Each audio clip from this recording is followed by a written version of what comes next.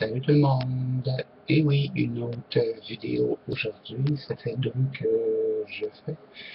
Euh, en fait, cette vidéo va parler plus du phénomène, en fait, des charlatans. Ceux qui, font de l'argent sur le dos des gens, avec soit le tirage de cartes ou autre. Et aussi la méthode du mentaliste. Moi, en fait, vous savez, j'aide beaucoup de gens. Il y a une période où j'ai fait beaucoup de ressentis de photos. J'ai même fait des tirages de cartes étant plus jeune et tout ça. J'ai jamais chargé un sou à quelqu'un. Pourquoi? Parce que avoir des capacités, c'est un cadeau. Et puis, l'exploiter pour en vivre, surtout quand il y a des probabilités à, je dirais, 60% de se tromper pour X raisons, mais je trouve ça comme dégueulasse. Je préfère que les gens qui font des tirages de cartes ou autres puissent demander des dons. Je crois que c'est une façon aux gens de remercier la personne qui prend de son temps, de son énergie et tout ça. Pourquoi faire un tarif, puis au final, bien souvent, c'est comme du n'importe quoi. Ou bien ils se servent de la méthode du mentalisme. Je sais qu'il y a des gens qui j'ai déjà eu un sujet sur mon groupe au niveau de ça, du mentalisme, et puis des gens disaient ah non, c'est impossible, blablabla, bla, bla, puis tout ça. Bien, moi, j'ai quand même lu beaucoup sur ce qu'on appelle les techniques d'expression faciale. Puis, beaucoup de ces gens-là utilisent ça. Donc, moi, je trouve ça dégueulasse. Honnêtement, je trouve ça dégueulasse. Puis, ici au Québec, on a des gens qui sont quand même, quand même renommés pour ça. Et puis, ça passe à la télévision, ça écrit des livres et tout ça. Écrire des livres, ok. Bon, tu sais, quand même, c'est complètement autre chose. Mais faire des sessions en groupe et charger X montant d'argent par personne, plus demander un dépôt avant pour être sûr, comment? Tu sais, si je pourrais donner comme idée, c'est comme si quelqu'un vous donnait un cadeau et puis ou plusieurs cadeaux, puis que vous alliez le vendre. Qu'est-ce que ça fait à la personne qui vous a donné des cadeaux? Si certaines personnes ont des capacités, c'est pas pour rien. Vous savez, dans mon groupe, le messager de l'au-delà, j'ai fait un fichier qui s'appelle Prédiction 2014. Puis jusqu'à présent, je dirais 65% des choses se sont produites jusqu'à maintenant. J'ai fait beaucoup de ressentis, de photos des gens, et puis j'ai jamais demandé un sou. Pourquoi? Parce que ça me fait plaisir. Je suis authentique, je suis une personne qui veut aider les gens, puis qui veut absolument rien en retour. Oui, parfois, ça peut être frustrant de voir certaines situations, comme par exemple, je vais vous donner l'exemple de, Je veux avancer la recherche dans le paranormal et tout ça, et puis bon, je fais une campagne de financement, je demande des dons et tout ça, et puis j'ai montré ma sincérité aux gens et ma bonne foi, comme il y a quelqu'un qui a fait un don, oui, j'ai montré à cette personne ce que j'ai fait avec cet argent-là, j'ai montré la preuve, la facture, le coût, et puis même que ça dépassait fois 10 le montant de l'argent qu'elle m'a donné. Puis, bon, j'ai eu cette unique personne qui m'a fait un don, et puis, tu sais, de voir que les gens ne sont pas plus réceptifs que ça, mais qui veulent tout avoir, c'est un peu fâchant. Je vous avoue que c'est un peu fâchant parce que les gens veulent apprendre, veulent connaître, tout ça, mais nous, les personnes comme nous, qui travaillent dans le paranormal, qui travaillent dans, travailler, c'est une façon de parler qui exploite plutôt le phénomène, qui cherche à comprendre juste c'est quoi. Puis cherche à avoir, bon, c'est un peu d'aide de quiconque, et puis que les gens sont pas réceptifs, mais par contre, ils veulent avoir des vidéos, puis ils veulent avoir ci, puis ils veulent avoir ça, puis bon, tu sais, puis qui sont pas plus réceptifs que ça, oui, parfois c'est rageant. Je sais qu'il y a des gens qui sont pas, tu sais, qui sont pas riches et tout ça, mais vous savez, je vais vous donner un petit exemple. On va mettre un exemple là, bien anodin, exemple, 5000 personnes dans un groupe. Si chacune des personnes donnait simplement un dollar, c'est pas beaucoup, hein, c'est moins, c'est moins cher que le prix d'un café. Parce qu'on s'entend que le prix d'un café, c'est au minimum 1,50 $.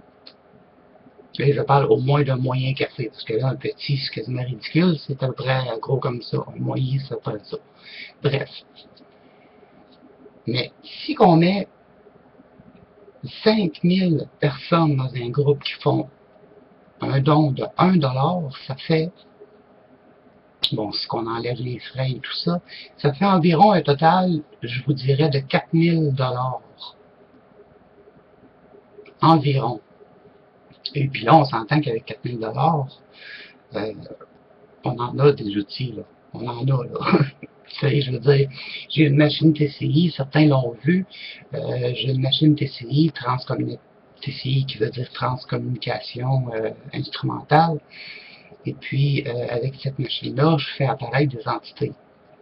Les gens, bon, ils veulent en savoir plus, ils veulent voir ça en vrai et tout ça, mais cependant, je n'ai pas les outils pour le faire. Je pourrais faire comme ils feraient en France, mais malheureusement, je ne peux pas le faire parce que je n'ai pas les logiciels et les outils pour ça. Quand le logiciel se vend environ 300-400 $, je peux pas me le permettre. Je peux pas vous montrer les preuves concrètes là-dessus. Puis j'en inventerai pas non plus. C'est pas mon genre d'inventer. Donc en gros, une petite parenthèse versus ça. Donc, d'où la raison que je dis que moi, je suis pas d'accord avec les gens qui vont faire un tarif et puis que, ou ben ils vont se démener sur scène et tout ça. Bon, sur scène, c'est une chose, mais je sais pas, moi, je donne un exemple, j'aurais quelqu'un au Québec qui me dirait, bon, ok, t'as des capacités, on fait des tests et puis tout ça, puis bon, on fait une émission sur toi. Je crois qu'il y aurait une partie de mon argent qui irait à, bon, justement, à de l'équipement, et puis il y aurait une partie pour aider les gens qui sont dans le besoin. Pourquoi? Parce que je suis une personne à la base qui aime aider les gens. Puis, oui, je dis sur YouTube, je suis honnête à 100%, puis je suis comme ça. Tu sais, c'est sûr que Sinon, ce qu'on regarde en privé et tout ça, jamais je vais arriver à dire à une personne, bon, ok, je vous fais telle chose, mais cependant, je vais avoir X. Non, c'est pas mon genre. C'est pas mon genre. Donc, faites attention à ça. Faites attention à ça. Tu sais, je vous dis pas de pas le faire, je vous dis pas je veux dire, je parle aux gens qui consultent, je vous dis pas d'ignorer ces gens-là, parce qu'il y a des gens qui vont charger de l'argent et qui sont excellents. Mais il y a beaucoup de charlatans, il y a beaucoup de gens qui utilisent la méthode du mentaliste, et c'est qu'est-ce que je vais en venir. Donc, il faut faire attention à ça. Qu'est-ce que la méthode du mentaliste? C'est simple. Malheureusement, je ne peux pas nommer le nom parce que je suis YouTube et puis ça pourrait venir contre moi. Il y a une certaine personne aux États-Unis qui se proclame être capable de parler avec les défunts et qui puis va arriver dans la salle, va choisir quelqu'un.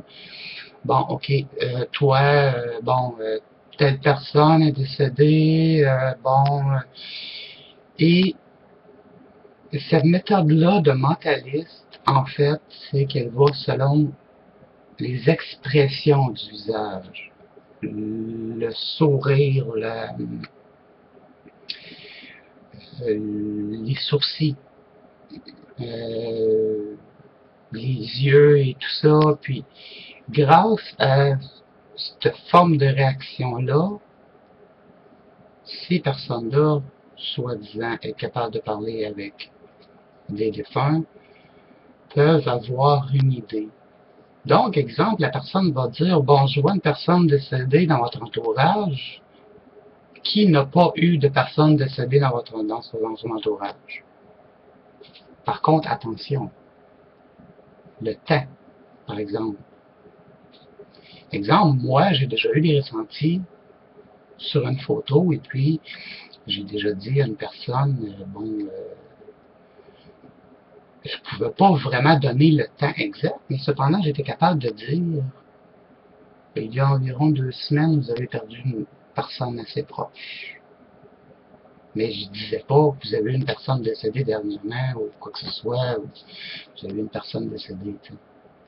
Donc, puis encore là, sur Internet, sachez que je ne vois pas la personne. Donc ça, c'est encore plus difficile, parce que on ne voit pas la personne. Donc, tout va avec le ressenti, je peux même pas non plus dire que ça va avec selon l'écriture de la personne. Parce que la personne va arriver, il va dire, je te soumets une photo, est-ce que tu peux me donner un ressenti, s'il te plaît? C'est neutre comme phrase, donc, rendu là, c'est à moi de faire c'est comme mon boulot, là, de personne qui a des ressentis. Donc, au final, ce que je disais, c'est que, bon, ces gens-là qui sont sur scène, ou bien qui se promènent dans la rue, ou peu importe, puis qui arrivent les gens, ils disent, bon, toi, ok, telle personne était arrivée telle affaire, blablabla, puis selon les traits du visage, les expressions faciales, le sourire, les sourcils, la bouche, le sourcil, les yeux, grâce à ça, ils vont pouvoir se référer, et grâce à ça, ils vont pouvoir être capables, en tout cas, du moins, de se rapprocher de plus en plus de l'événement. Ensuite, dire à une personne, ok, ton père te fait dire, bon, telle ou telle chose, tu sais, oui, les gens peuvent avoir certaines facultés, mais je vous dirais qu'au moins 50-50, c'est du mentalisme. Et puis ces gens-là se servent de ça pour, malheureusement, se rendre millionnaires. C'est plate parce que c'est à cause de ces gens-là qui finalement, nous, les gens qui sont, bon, je pourrais dire loyal, sincère et authentique, mais payent pour ces gens-là. Et puis c'est la même chose pour les émissions paranormales. pourquoi que je prône Ghost Adventure? Parce que c'est les seuls qui ont été voir des scientifiques. Ils ont fait une émission spéciale là-dessus, disant que on était voir des spécialistes, plusieurs spécialistes, spécialistes en photographie, spécialistes en son, scientifiques, et j'en passe. Et puis, Ghost Adventure sont les seuls qui ont des preuves concrètes. Tandis que les autres, bien malheureusement, c'est du trucage. Puis ça, à cause de ça, mais malheureusement, nous, les gens qui sont sérieux et puis qui veulent avoir des maisons ou des lieux ou des endroits supposément hantés ou qui ont une historique incroyable, ben, on est privé de ça. Comme par exemple, ici au Québec, on a l'endroit qui s'appelle le Château Frontenac. Malheureusement, le propriétaire ne veut pas qu'on puisse y aller. Parce qu'il dit que j'ai peur pour ma clientèle, j'ai peur que ça fasse baisser ma clientèle et tout ça, et puis bon, j'ai peur que ce soit du trucage ou les gens sont pas assez réceptifs. Bref, c'est la raison qu'il donne. Ou bien, il y a d'autres endroits qui vont charger des prix exorbitants, mais c'est des lieux qui sont soit qui servent à faire visiter, ou qui servent de musée, mais ils vont charger des prix exorbitants, comme une certaine place va charger 1000 à 1500 $ par personne pour quelques heures. Hey, la bâtisse n'existe plus, là. Vous faites votre argent déjà d'avance avec les visites ou le musée et tout ça. Vous faites un prix d'entrée. Donc, avec ça, vous en faites de l'argent pour votre électricité, pour vos employés et tout ça. Pourquoi, abuser, comme on dirait, sur le pain béni? Le paranormal, c'est une chose qui ne doit pas être tabou, que ce soit en France, que ce soit au Québec, que ce soit peu importe où. Aux États-Unis même, il y a des gens qui sont très sceptiques. Ça commence à évoluer, puis pas mal plus que nous, côté francophone. Ça commence à évoluer aux États-Unis. Cependant, les endroits comme en Inde, en Afrique et tout ça, quand il n'y a pas d'esprit, justement, c'est pas normal. Donc, c'est paranormal pour eux. Tu sais, c'est plat, mais c'est ça. Eux, ils communiquent avec les esprits, ils communiquent avec... j'ai vu une émission hier justement sur une araignée, la plus grosse araignée. Je me souviens plus le nom de l'araignée, en fait. Puis il y a une tribu amérindienne qui habite dans cet endroit-là. Et puis le chaman de cette tribu-là communique avec les entités et puis il fait une protection et tout ça. Et puis c'est tout à fait normal. Si je retrouve le documentaire, je le mettrai sur le groupe du messager. Donc, tout pour dire que ces genres de personnes-là qui font du mentalisme et tout ça, il faut faire vraiment attention. Il faut pas se fier à tout ce qu'ils disent. Il faut en prendre, il faut en laisser. C'est un peu comme le paranormal. Il faut pas voir du paranormal partout non plus. Des choses qui existent, qui est inexplicable, il faut quand même garder un côté rationnel. Il ne faut pas voir du paranormal partout, pas parce qu'une porte se ferme toute seule que ça veut dire nécessairement que c'est un poltergeist qui est chez vous. Il faut quand même être réaliste. Et ça, je l'ai appris à mes dépens, parce que à mes débuts, j'essayais de voir du paranormal partout. Mais à la longue, j'ai appris que, wow, relax. Quand il arrivera un phénomène, là, ok. Mais sinon, je prends ça comme ça vient. Oui, j'exploite, je fais attention, je communique. Là, c'est sûr que c'est l'hiver, c'est quand même très difficile. Mais bien entendu, aussitôt que le beau temps arrive, je vais être le premier sur le terrain à essayer de trouver des lieux soi-disant paranormal, hantés et tout ça. et puis essayer d'investiguer et d'aller au-delà des limites permises. Donc voilà, en gros, c'est ça. Je la mettrais pas, cette vidéo-là, je la mettrais pas vraiment dans la catégorie mon point de vue. Je la mets plutôt comme ça. Plus comme une genre de mise en garde. Je tiens pas à ce que les gens se fassent arnaquer et tout ça, parce qu'il y a beaucoup de charlatans, et puis c'est vraiment comme dommage de voir ça, puis de voir aussi que les gens vont chercher à avoir des réponses, c'est que bien souvent, ce genre de personnes-là, pour l'argent, vont opter pour le plus facile, selon les expressions du visage. Donc, soyez prudents.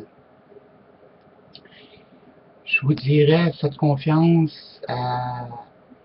Si vous voulez vraiment tester une personne, envoyez-lui une photo, demandez-lui un ressenti, sans rien dire, absolument rien. Ou si une personne vous parle, puis qu'elle dévoile des choses sur vous, sans que vous ayez nécessairement eu un contact avec elle, cette personne-là peut être très fiable. Sur ce, merci d'avoir écouté ma vidéo. N'oubliez pas de partager, n'oubliez pas de vous abonner. Et puis, si vous avez aimé, un petit pouce. Puis, si vous n'avez pas aimé, un petit pouce aussi. Et ceux qui n'ont pas aimé, mais qui portent des jugements, bien, vous pouvez... bloopers! Vous pouvez faire ça, mais dans votre derrière. Je dis simplement ce qu'il y en a, parce qu'on est quand même en 2014, et puis il faut que les gens cessent de se faire berner. Sur ce, merci, et à la prochaine.